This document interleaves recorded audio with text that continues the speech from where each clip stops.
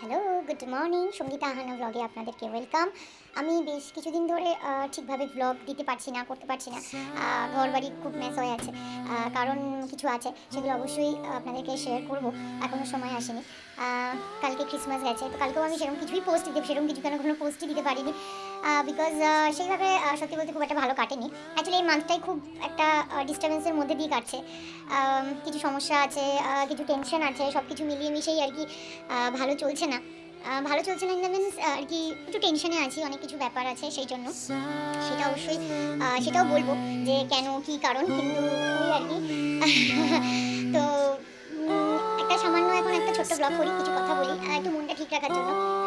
টাইমটা একটু অদ্ভুতই কাটছে আর কি, লাস্টের এই ডিসেম্বর মান্থটা, জানি না এটা কবে ঠিক হবে। আই হোপ কি এটা খুব জলদি ঠিক হয়ে যায় আর আমি খুব ভালো ভালো ব্লগ দিই। আমি রিলস বানাই, কিন্তু এখন এই মুহূর্তে জানি না কেন মনই হচ্ছে না কিছু করার, বাট একদমই সব কিছুর সাথে ডিটেলস থাকলে অনেকটা গ্যাপ হয়ে যাবে, তো ভাবলাম অল্প কিছু কথা বলি, সেটাই নয় ভালো।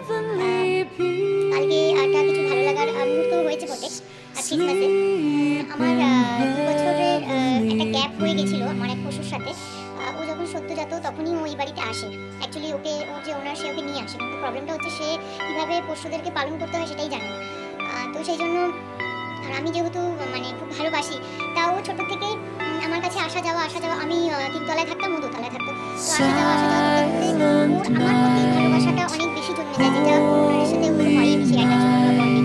তো সেই কারণে মানে আমাকে দেখলে যা এক্সাইটমেন্ট বা আমার প্রতি যে ভালোবাসা, মানে ওর কাছে আমি ওর আর কি মানে আমি ওর ফ্যামিলি, ওর যে যারা ওকে নিয়ে এসেছে তাদের সাথে ওর একেবারেই মানে সেই মানে ভালোবাসার বন্ডিংটা। তারপর যখন ওনার আমাদের অ্যাপার্টমেন্টটা অ্যাকচুয়ালি 2 দিকে ভাগ করা হয়েছে, একটা এই পাশে একটা অপোজিট একটা। তো যখন ওই সাইডে শিফট করলো, উনি ভাগ্য থেকেও আমাকে দেখতে পেতো, মারাত্মক চিৎকার করে ফ্ল্যাটের মধ্যে লাস্টের দিকে ওনার একটু মানে আর কি ডগি আর কি আমার প্রতি বেশি অ্যাটাচমেন্ট, তো লাস্টের দিকে আমি ভাবলাম যে না, ওর সাথে আমার একটা দূরত্ব তৈরি করতে হবে, আফটার অল অন্যের ডগি। কিন্তু বলে না যে ভালোবাসার মানে মানুষ ভুলে যায়, মানুষ বেঈমান হয়, কিন্তু পোষ্য স্পেশালি কুকুর মানে ভুলে না কখনো, বা ওদের মানে ওদেরকে ওইভাবে আটকানো যায় না। এখানে আমার আরেকটা স্ট্রিট পোষ্য ছিল, স্ট্রিট মানে ওর বাড়ি আছে, কিন্তু ও আমার কাছে এসে খুব থাকতো, সেটা ল্যাব্রাডর ফিমেল ছিল। ও অ্যাকচুয়ালি ল্যাব আর স্ট্রিটের মিক্স, কিন্তু মানে জ্যাদাতার মানে বেশিটা দেখতে ল্যাবের মতো। তো সেখানে ওর বাড়ির লোকও ভাবতো কি আমি বোধহয় ওকে আটকে রাখি বা কিছু, কিন্তু যে মানে সত্যি ভালোবাসা বা ভালোবাসার টানটা তখন কাউকে ওভাবে আটকে রাখা যায় না, তাই না? ও নিজেই আসতো, নিজেই এখানে স্টে করতো, আমি বরং ওকে ঠেলে ঠেলে পাঠাতাম যে বাড়ি যা বাড়ি যা, এরকম একটা ব্যাপার। তো ওকে লাস্টে চেন দিয়েও বেঁধে রেখে ওরা চেষ্টা করেছিল, ও চেন ছিঁড়ে আমার কাছে চলে এসেছিলো, এরকম হয়েছে। ওর বাড়ির মালিক ওকে রাস্তায় নিয়ে হাঁটতে বেরিয়েছে, ওর মালিকের হাত মানে চেন মানে ইসে করে মানে গায়ে যতটা ওর মানে জোর, সেই চেন ছিঁড়ে লাস্টে ওর মালিক মানে হাতে ব্যথা লাগাতে ছেড়ে দিয়েছে, ও আমার গাড়ির পিছনে দৌড়।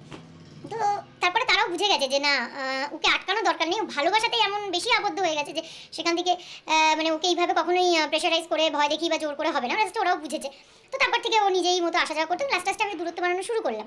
তো এখনও আসা যাওয়া করে। ওর নাম অ্যাকচুয়ালি লুসি, কিন্তু আমি ওকে ভালোবেসে গোলু ডাকি, কারণ ওকে খুব গোলু মোলুই দেখতে, তো জানে যে দিদি গোলু ডাকে। তো আমি যত দূর থেকে হলো গোলু বলে ডাকে, পিছন ফিরে হলো একবার তাকায় বা দেখা করতে বলে ভীষণ কথা শোনে মানুষের মতো। আমি একদিন দেখাবো আপনাদের, তো ও আসে, এসে দেখা টাকা করে যায়। তো যেটা মোদ্দা কথা, যে আমার যে কুকুরটা, যে ছোট্ট কুকুরটার কথা আমি বলছিলাম, ওর নাম হচ্ছে গুফি।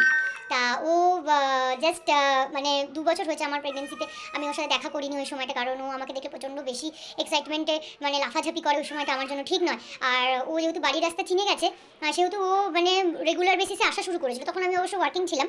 তো তখন আমার জন্য ভীষণ একটা টেনশনমূলক ব্যাপার হয়ে যেত, যে কারণ আমি অফিসে যাবো, ওকে কী করে বাড়ি পৌঁছাবো, আমার ভীষণ প্রবলেম হতো। আস্তে আস্তে আমি একটু ডিস্টেন্স মেনটেন করাতে একটা গ্যাপ তৈরি হলো ধীরে ধীরে, এবং অনেকটাই গ্যাপ হলো। গ্যাপ হওয়ার পরে তারপরে তো আমার প্রেগনেন্সির জন্য 2 বছর একটা লম্বা গ্যাপ।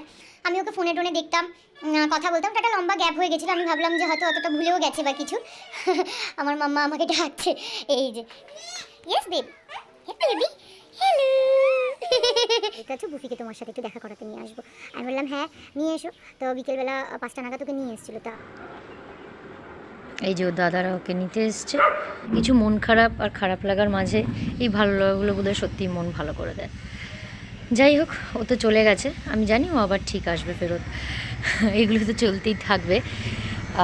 আমার গাছে অনেকগুলো নতুন ফুল এসছে, দেখুন কীরকম লাগছে দেখতে বলুন। এগুলো কিন্তু প্রত্যেকটা উইন্টারের ফুল, এগুলো কিন্তু সামারে থাকে না, নষ্ট হতে থাকে। আমার হাজব্যান্ড এগুলোকে যে এখনও আমাদের অনেক পট খালি রয়েছে, কিন্তু আর বেশি লাগানো সম্ভব হবে না। এটা আমার ভীষণ পছন্দের বাগান, শুধু আমার নয়, আমার হাজব্যান্ডেরও। যাই হোক, আজ এটুকুনি। তবে সবাই খুব ভালো থাকবেন, সুস্থ থাকবেন। ভালো লাগলে আমার চ্যানেলটা অবশ্যই একটু সাবস্ক্রাইব আর শেয়ার করে দেবেন। আপনাদের সহযোগিতা আমার জন্য খুবই জরুরি। ভালো থাকবেন আজকের মতো, তবে টাটা।